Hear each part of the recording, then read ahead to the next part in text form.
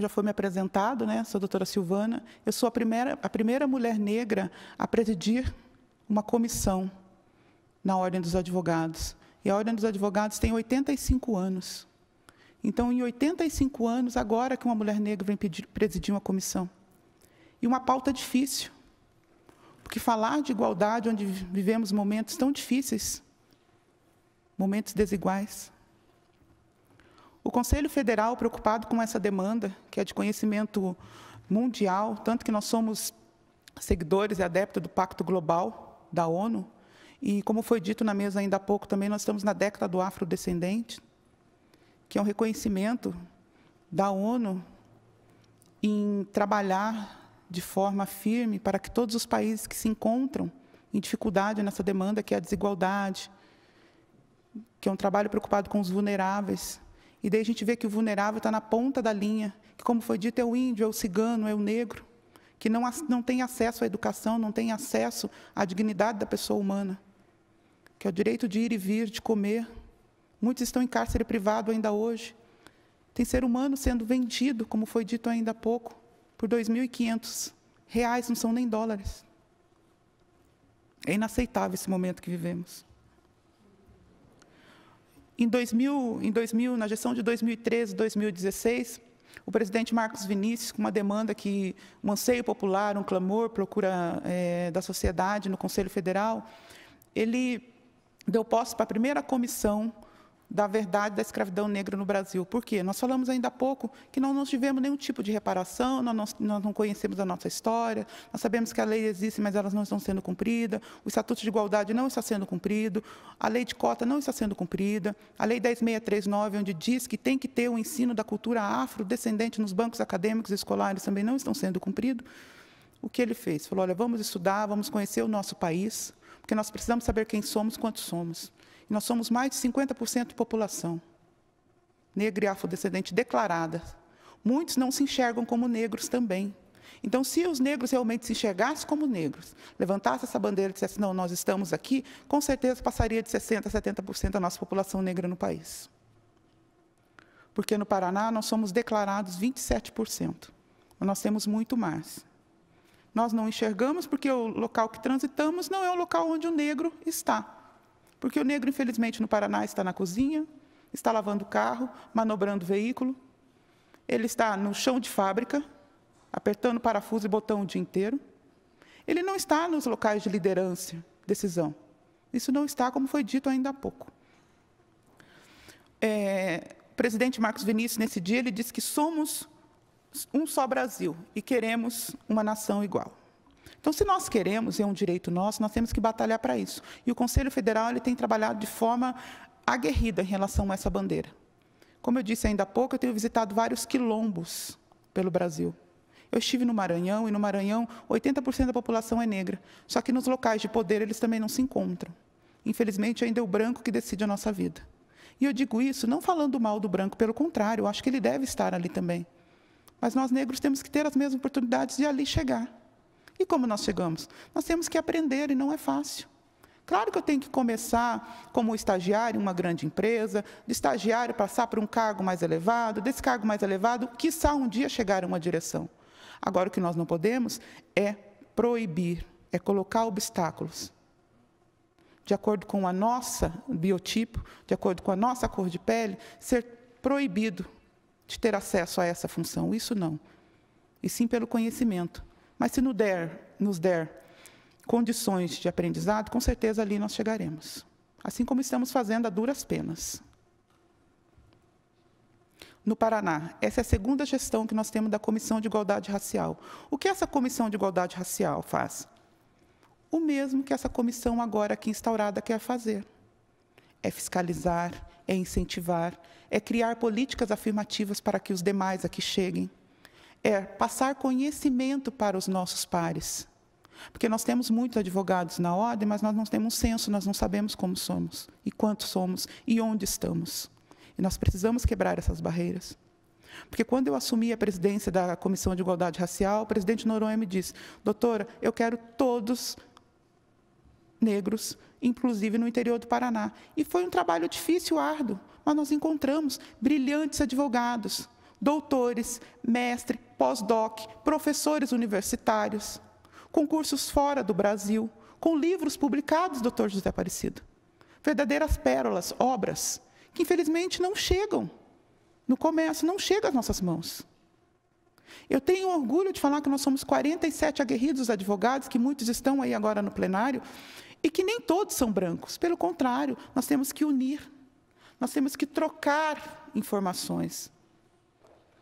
Nós temos direito de ir e vir, nós temos direito de ascender, mas com o nosso colega branco do lado, porque ele também encontra dificuldade no nosso judiciário. Mas para ele, com certeza, é muito mais fácil. Quando eu vou para uma audiência, eu me preparo 3, 4, 5 vezes mais do que o meu colega do outro lado, porque eu sei que a pior pergunta vai ser para mim.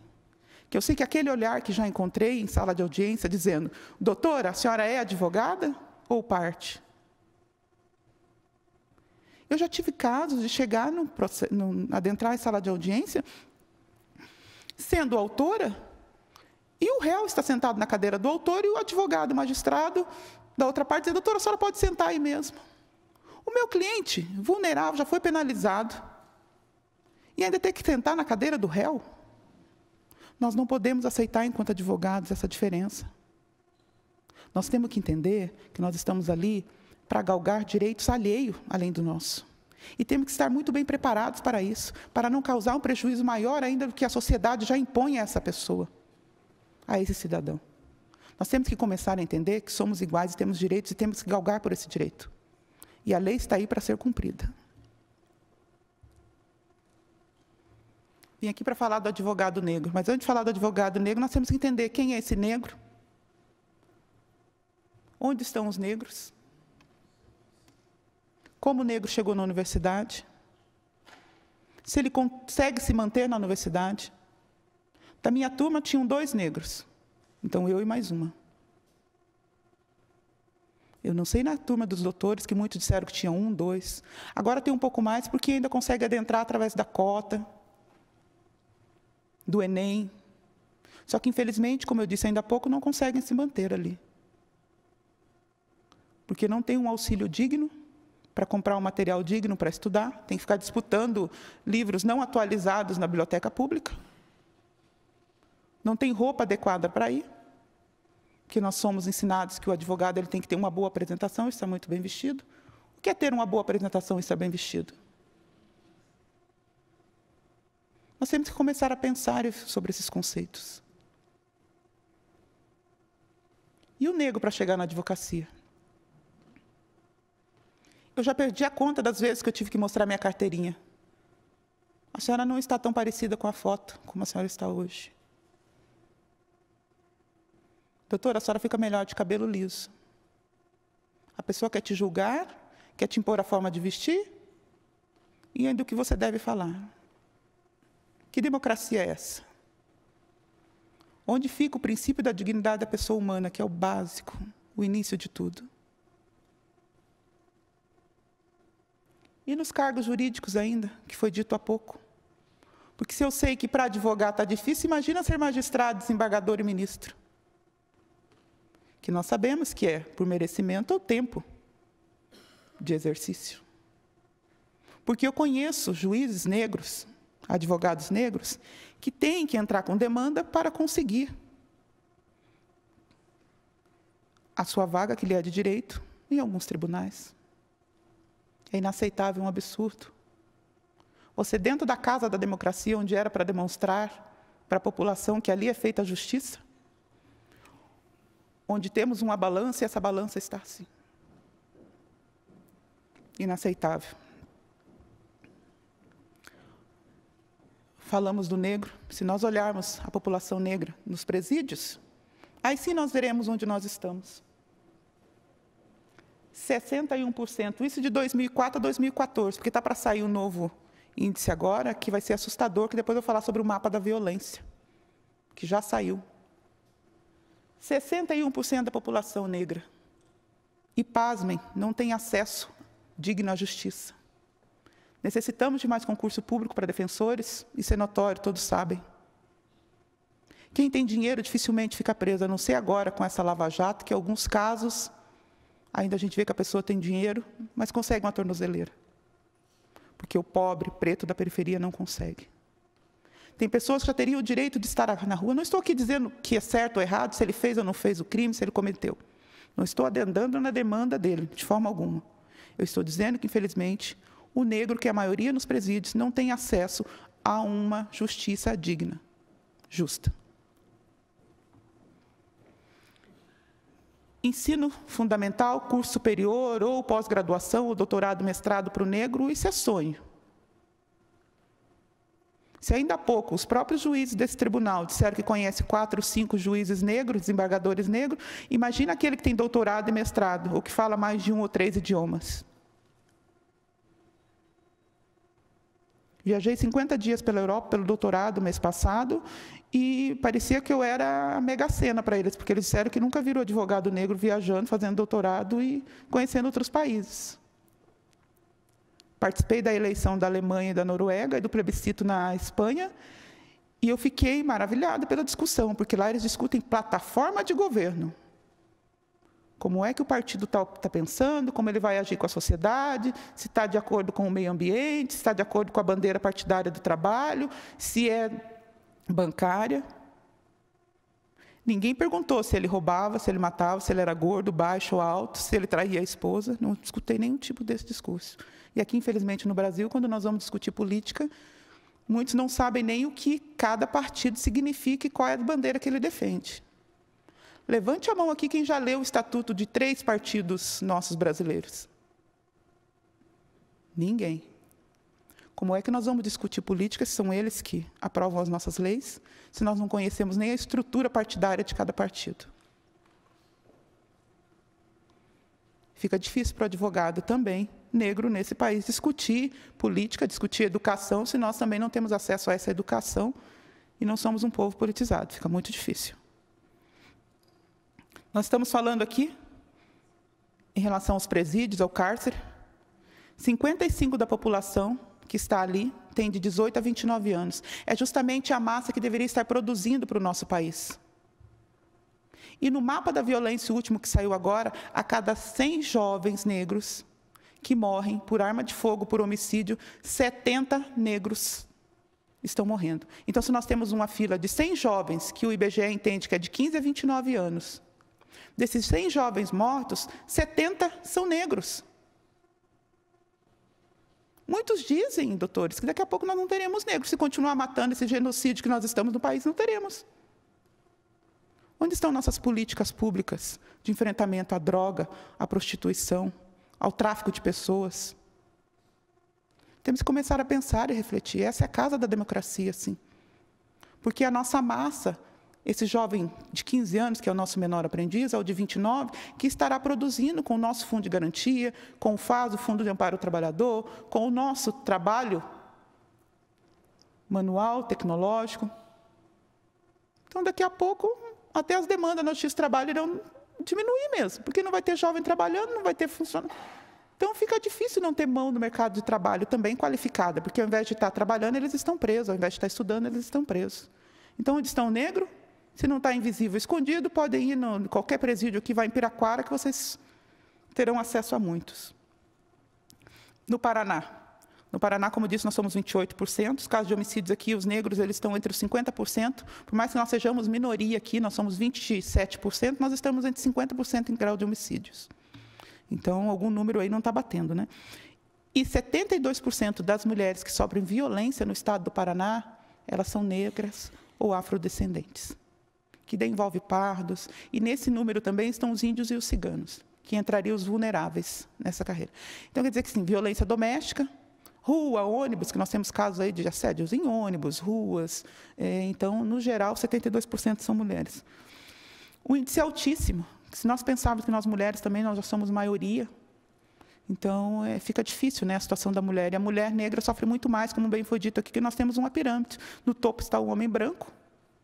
Logo em seguida, a mulher branca ainda sofre preconceito em relação ao homem branco. Depois vem o homem negro, e em quarto, nós temos que esquecer que antes do homem negro está a criança branca. Nós estamos abaixo da criança branca. Depois da criança branca vem o homem negro, depois do homem negro vem a mulher negra, e por último, na base, que daí já não é nem base, eu digo que no submundo está a criança negra. Porque essa criança negra, quando ela vai para a adoção, ela também não tem preferência. Ela não tem pele clara, não tem olho escuro, então ela vai ficar nesse abrigo e ali ela permanecerá e não terá um norte, um futuro brilhante, como muitos gostariam.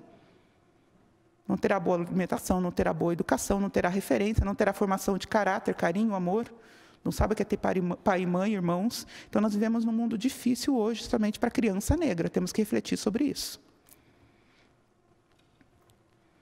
Advogado. Me perguntaram ainda há pouco, doutora, nós temos muitos escritórios renomados, com nome e renome, com grande carteira de clientela de negros? Não. Doutora Fernanda, por gentileza, fique em pé. A doutora Fernanda Valéria, ela é da Advocacia de Advogados Iniciantes, da CAI, e ela é uma das diretoras. Pode sentar, doutora, obrigada.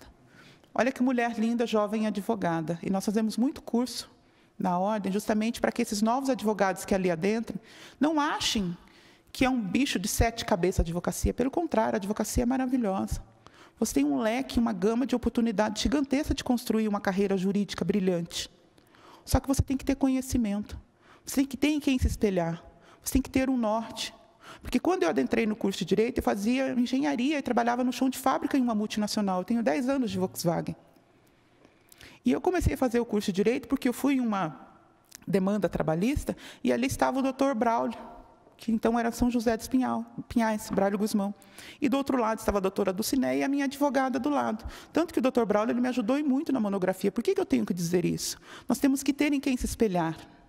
E eu achei tão lindo, porque quando eu era criança, eu achava que o ministro, ele era o Batman para mim, com aquela capa preta, e se um dia eu ia poder andar de avião, porque meu pai não sabia ler e escrever, e morava no fundo de um armazém. E quando eu tive essa possibilidade de estar ali, e já trabalhar no setor de engenharia de uma multinacional alemã, e ser a primeira mulher a ser reparadora de veículos, nessa empresa, então eu comecei a pensar e falar, eu posso caminhar, eu tenho o direito de ir e vir.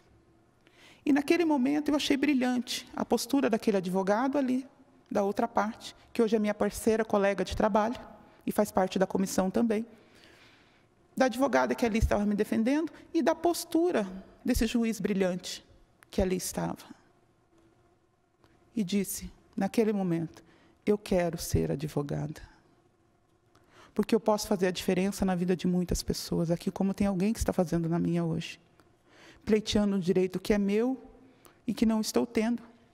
Que naquele momento era uma reparação que estava pedindo e uma equiparação salarial, que é o que dizemos há pouco. Por que o homem tem que ganhar mais do que a mulher negra? Eu não entendia juridicamente o que aquilo representava, que aqui tem muitos juízes, entende o que eu estou falando, quando a gente chega para uma demanda e alguém está pleiteando um direito que é seu e que não foi lhe dado. E que temos que constituir prova. E esse advogado negro que não está no mercado de trabalho, muitas vezes ele não tem essa possibilidade também. Ele ainda cobra um pouco menos para fazer aquela demanda, porque ele entende que às vezes não era para ele estar ali, pelo contrário, era para ele estar ali sim. Ele tem o mesmo direito que aquele advogado branco ali está defendendo. Se ele faz um bom trabalho, ele tem que receber o mesmo honorário que o colega ali está recebendo. Então, nós não podemos diminuir o nosso trabalho de forma alguma. Nós temos que galgar espaço. E não estou dizendo aqui que nós somos melhor do que qualquer outra pessoa, pelo contrário. Nós estamos dizendo aqui que nós temos os mesmos direitos e deveres ali, constituídos. Então, nós não temos, hoje, no Paraná, grandes escritórios com grandes negros nas direções ou associações e tudo mais. Nós temos eles espalhados e alguns agora que a própria ordem ela disponibiliza escritórios compartilhados e que ali se encontram e tiram dúvidas e ali fazem cursos e tudo mais para estarem melhor preparados para irem nesse mercado de trabalho que é gigantesco. Em Roraima, como eu coloquei ali, desde o ano passado eles estão fazendo esse censo também, mas é difícil para o próprio advogado ele assinar um X onde diz qual é a tua cor de pele. Quando diz qual é a tua cor de pele, você fica naquela dúvida. Eu aprendi até então que eu era parda há muito tempo. Amarela, cor de jambo. Jambo é vermelho. Aí eu vi que eu não era jambo, conheci o jambo há pouco no Maranhão. Se alguém chamar que eu sou cor de jambo, eu brigo hoje, porque jambo é vermelho. Para mim, até então, jambo era bege, marrom. Né? Não, nós somos negros. Então, é difícil também você marcar um X dizendo ali, cor de pele, né? Como você se entende, qual é a tua raça, você colocar negra. né? Então, são nomenclaturas, a gente tem que começar a pensar um pouco. Como eu disse há pouco, a Ordem dos Advogados tem 85 anos. Se nós temos 85 anos, o nosso primeiro presidente foi um negro, João Pânfilo Assunção. Ele era um homem negro, só que, pasmem, no registro de nascimento dele vem cor de pele branca. Mas, olhando para essa foto, vocês veem que eles têm toda a característica de um homem negro.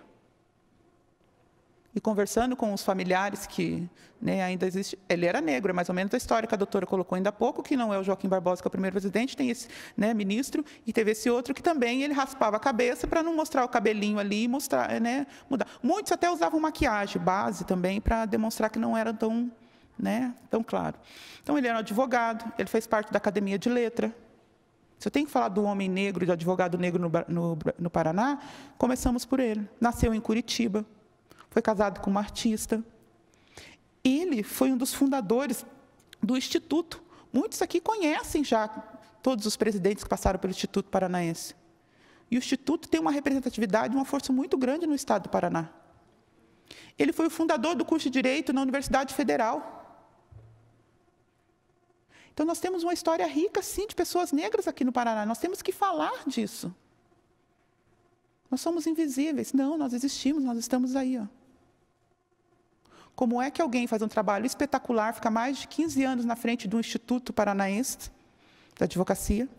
Como é que alguém fica em 2 gestões, sendo presidente da Ordem dos Advogados, e muitos dizem que o advogado não tem competência negro, que a pessoa negra ela não tem capacidade. Muitos acham que nós não temos direito nem de pensamento ainda, em pleno 2017. Não, nós temos sim conhecimento, nós somos capazes. Só que após esse presidente, não tivemos mais nenhum. Então, nós somos o primeiro, 85 anos atrás, 2 gestões. E permanecer em gestões na Ordem dos Advogados, cabeças pensantes, não é fácil, porque todos ali sabem, conhecem o direito. Se faz um bom trabalho, continua. Caso contrário, isso é em toda e qualquer instituição, isso é toda e qualquer empresa, isso é todo e qualquer lugar. Nós estamos falando de censo, nós estamos falando de cargo judiciário e tudo mais. A doutora, ainda há pouco, disse aqui de alguns casos. Eu trouxe alguns números aqui, né, porque isso é de 2014. O percentual diminuiu, e diminuiu muito, né, porque aposentam, e daí, quando o negro aposenta, dificilmente já tem 2, 3 negros ali na fila para adentrar, não. Então, a gente acaba, né, essa vaga sendo passada para outra. Mas isso hoje é o que nós temos no Brasil. Então, ministro, quando eu digo também, porque eu entendo que a mulher também ela encontra um pouco vulnerável em relação a isso. Por mais que nos concursos públicos a mulher ela tem passado, né, o número de mulheres hoje passando no concurso público está sendo muito maior do que os homens. E nos bancos acadêmicos também de direito também está sendo muito maior as mulheres estão estudando mais do que os homens. Isso quem fala é o IBGE, não sou eu que estou dizendo isso. Tá? Ela está tendo um pouco mais, é mesmo a dupla jornada, ela está estudando um pouco mais. Mas desembargadores, mulheres, ainda é muito pequeno. Nós temos 21%, é muito pouco. Muito pouco, muito pouco. Juiz substituto ainda também estamos aí, mas estamos quase nos 50%, estamos 42%. E quiçá um dia esses números melhores, né? Eu acho que nós estamos perto aí, caminhando, mas diz que daqui 25 a 30 anos. Mas eu creio que vão 50 anos para que isso aconteça.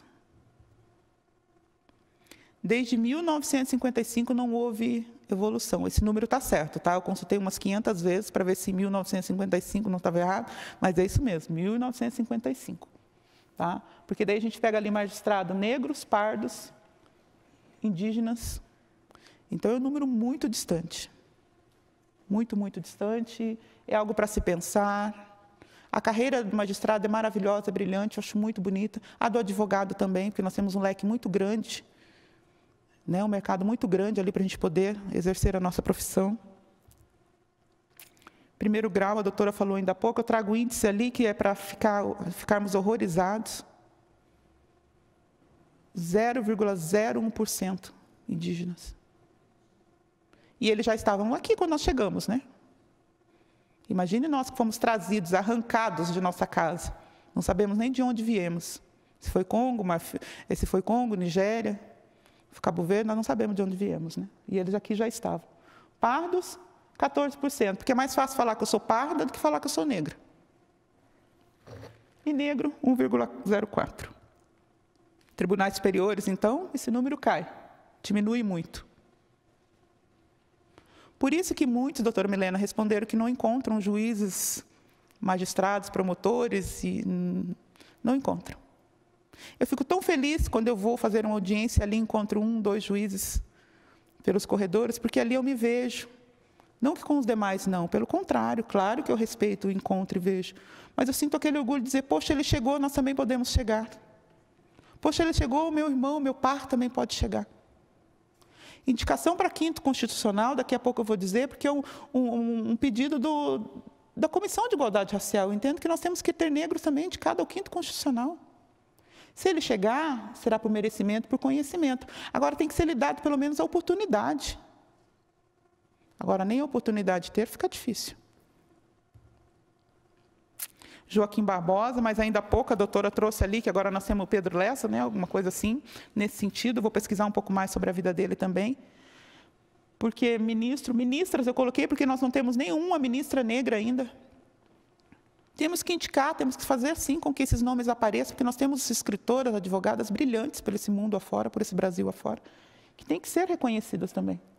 Né? Até no momento nós não temos nenhum negro, uma negra mulher, né, indicada ali. E quando nós falamos das carreiras jurídicas, por que nós não temos indicado? Porque muitos, como eu disse, conseguem ascensão nas carreiras por merecimento ou por antiguidade.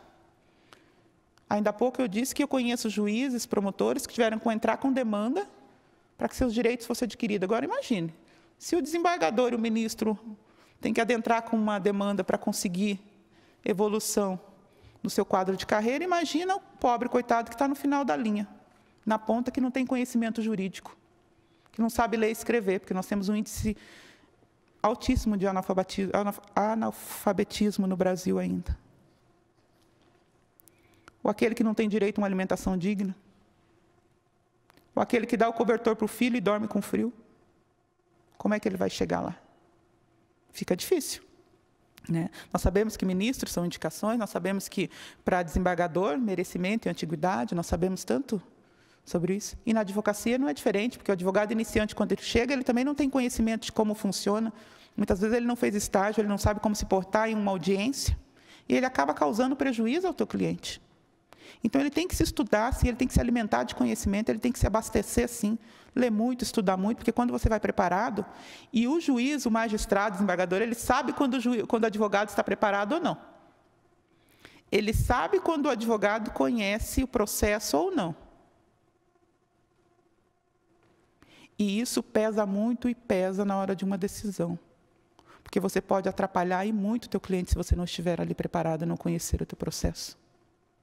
O direito não socorre quem dorme. E nós, advogados negros, não temos o direito de errar.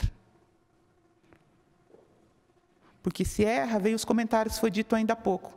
É coisa de preto. Se não faz na entrada, faz na saída. Sabia que ela não deveria estar ali. Como é que essa negrinha chegou lá? Usou aquele corpinho lindo. Porque, infelizmente, para fora do Brasil, a gente acha ainda que é só carnaval e futebol. Que a negra ela tem que estar na passarela desfilando, mas ela não pode estar no banco acadêmico, sentada ali, tentando fazer algo melhor para o futuro dela e para os seus pares. Nós não podemos rotular o negro. Esse nosso peso da cor da pele não deve ser motivo para a exclusão, pelo contrário, para a inclusão. Nós temos uma dívida histórica e ela tem que ser reparada. Nós, da comissão, acreditamos que a base de tudo é a educação. E assim como o tribunal também, porque eu sei que vocês têm feito um trabalho brilhante em relação à educação voltada, tem comissões aqui que têm feito um trabalho brilhante em relação a isso. Trazendo a criança para dentro do tribunal para que ela conheça. Nós tivemos no ano passado, muito bonito, que no Dia das Crianças, onde as crianças aqui vieram e tiveram o prazer de conhecer essa estrutura. Conversar com o desembargador, conversar com um advogado, conversar com os assessores e conhecer. Assim como a ordem também tem uma preocupação na formação lá daquela criança que está no banco acadêmico, mostrando para ela que tudo é possível, que o céu é o limite, que estudando ela pode chegar onde ela quer, onde ela sonha. Isso nós temos que fazer. E nós temos que entender que políticas afirmativas são importantes. Assim como a composição dessa comissão aqui agora no tribunal, que pode fazer e já está fazendo com esse seminário um trabalho importantíssimo para os seus servidores. Maristela, Jailton, também por gentileza em pé vocês dois. A Maristela e o Jailton, eles nos procuraram na Ordem dos Advogados. Nós acompanhamos a construção dessa comissão. Eu acho muito importante esse trabalho que vocês fizeram, porque vocês estão preocupados com seus pares.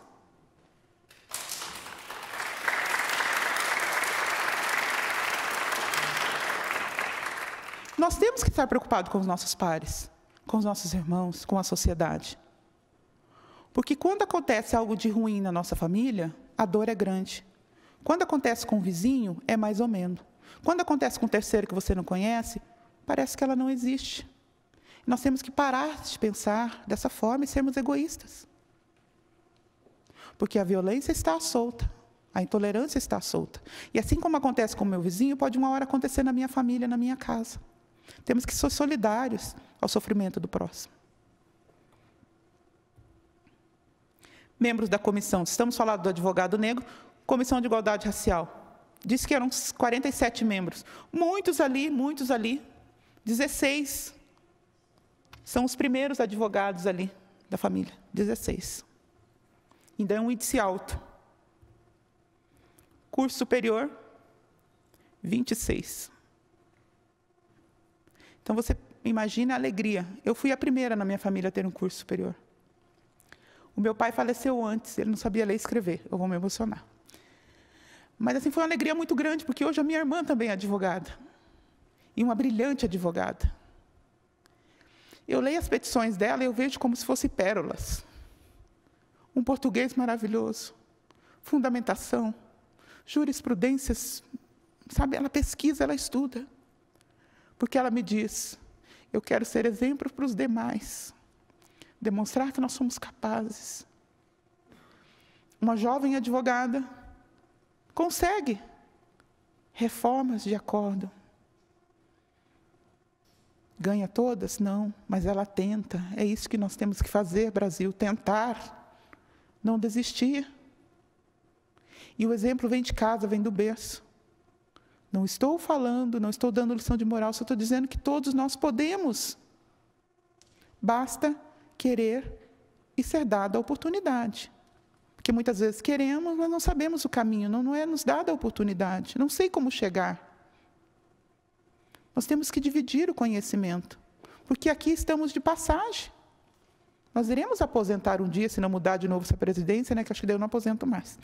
Mas um dia, quiçá, nós iremos aposentar e passaremos para um outro plano também. Então, nós temos que deixar aqui esse conhecimento para que os demais venham e levem isso adiante. Que futuro queremos para os nossos netos, para os nossos filhos? Quiçá para os nossos bisnetos.